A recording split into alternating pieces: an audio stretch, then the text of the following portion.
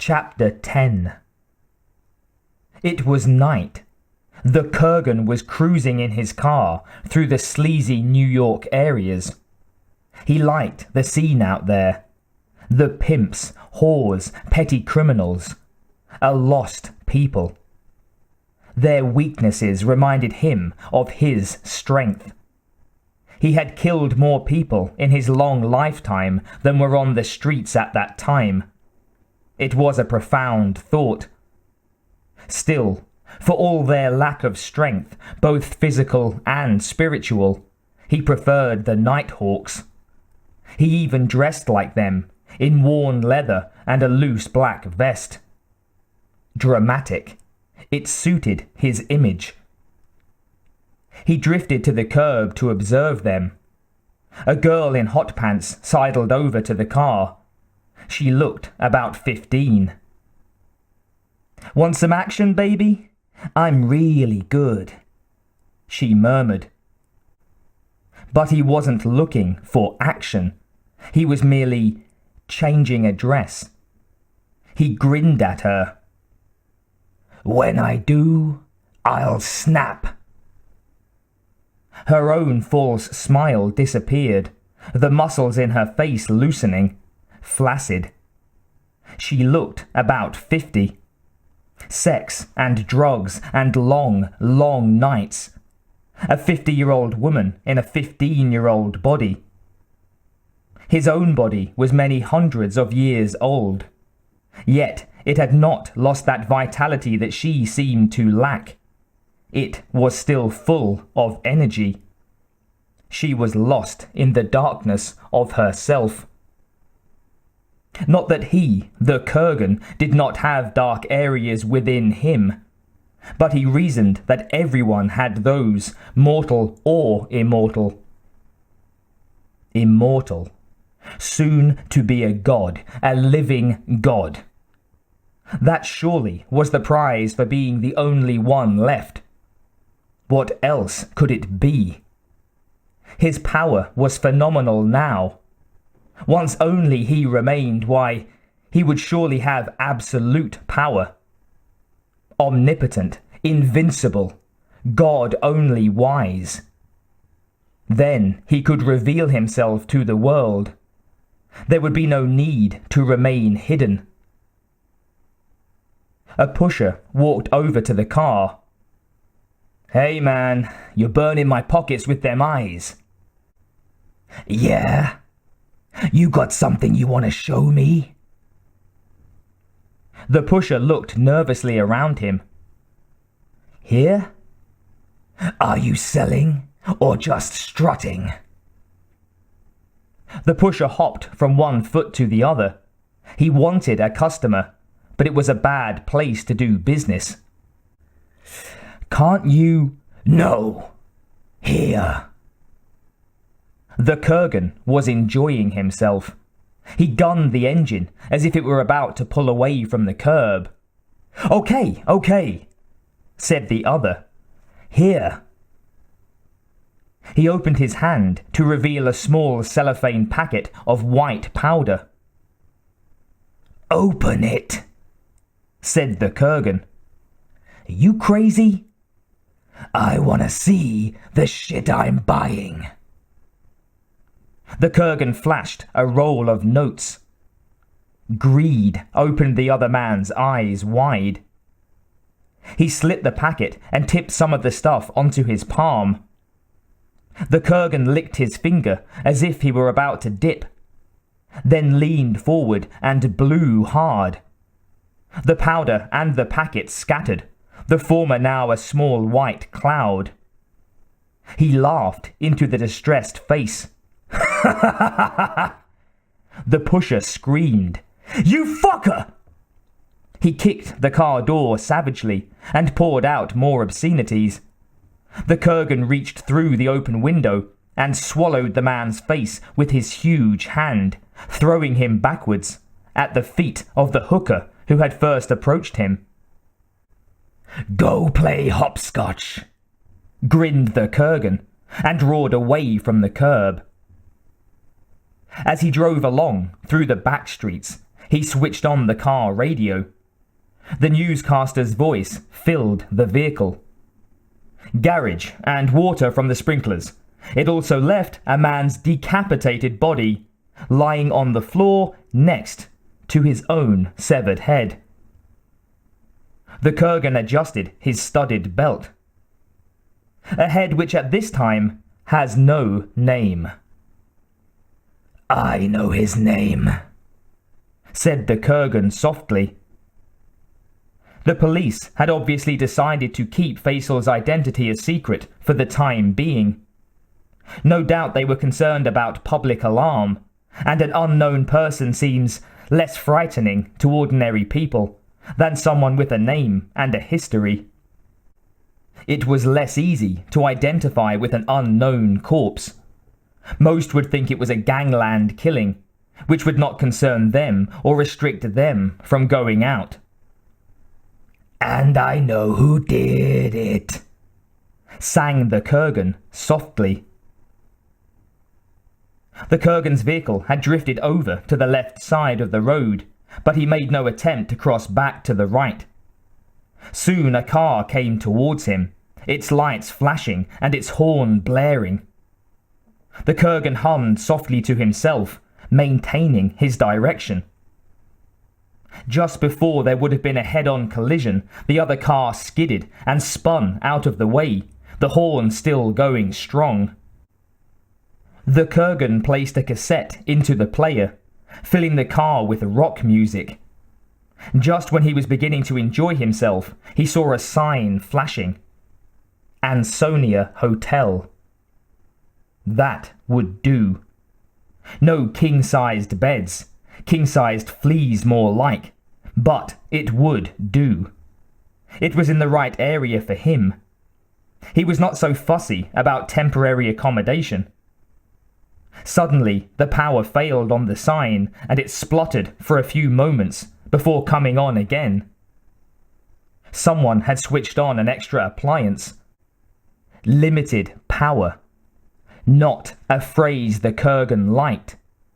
Unlimited power. That was more to his taste. He remembered those in his past who professed to have unlimited power. Sorcerers, magicians, wizards. All charlatans. He had dispatched a few of those in his time too. He had enjoyed killing them. The acts had added to his own prestige amongst those with whom he was living at the time. To scorn the powers of the darkness. He took his luggage out of the boot and stepped into the drab lobby of the doss house that called itself a hotel. There was an old black guy with a white beard reading a newspaper by the desk. Behind the desk itself, a young guy who needed at least 3 showers to remove his surface grime was flicking peanuts at a singer on the television screen. The sound was off, and he seemed to be aiming at the singer's opening and closing mouth. "A room," said the Kurgan, interrupting this engrossing activity. He picked up a pen and signed the register. The desk clerk spun in his chair and studied the name in the book. "Okay, Mr. Victor Kruger. Room 315.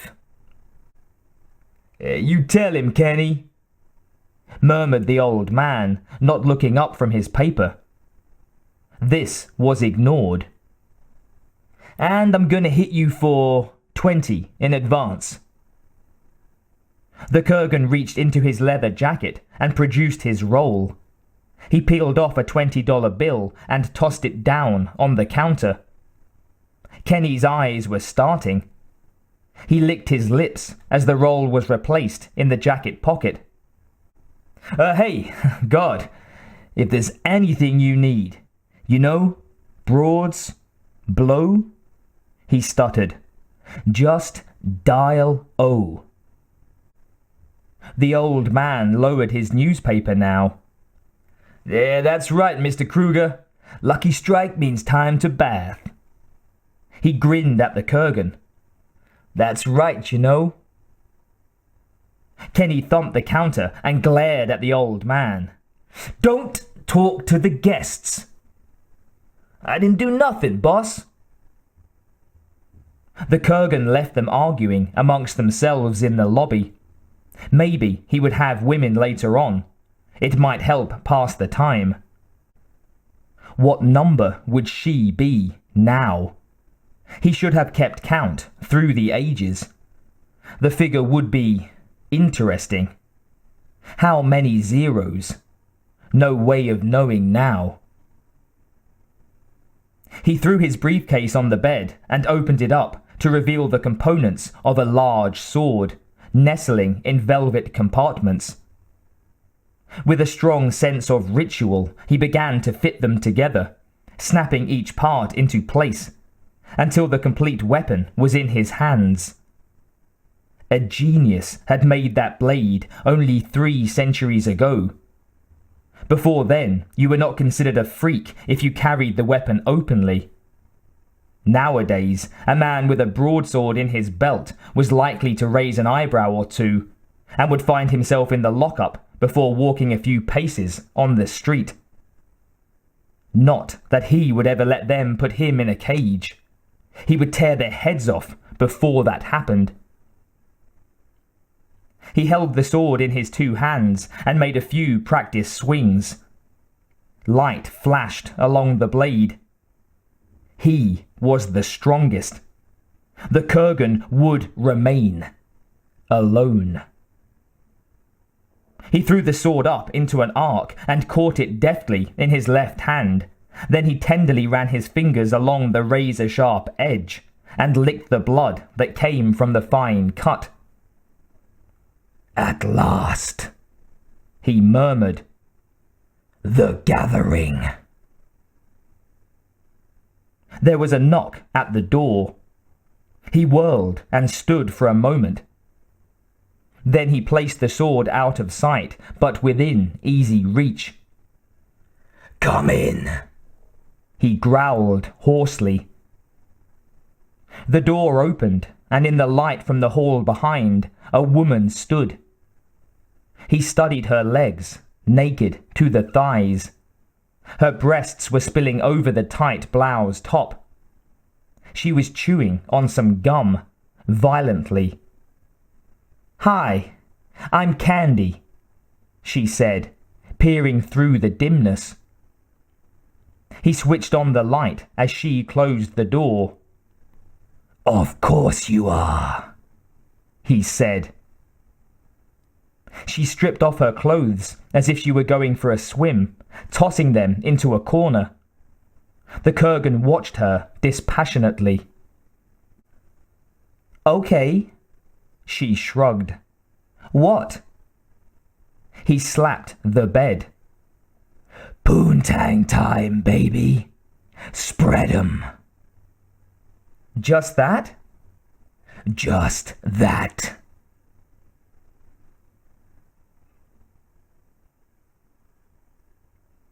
He was disappointed with the results. Perhaps, thought the Kurgan, there have been too many. A sea of faces. It had been a long time since the act had been more than a few moments of amusement. The dark area in him seemed to spread. He had to keep it in check, or it would engulf him. Why now?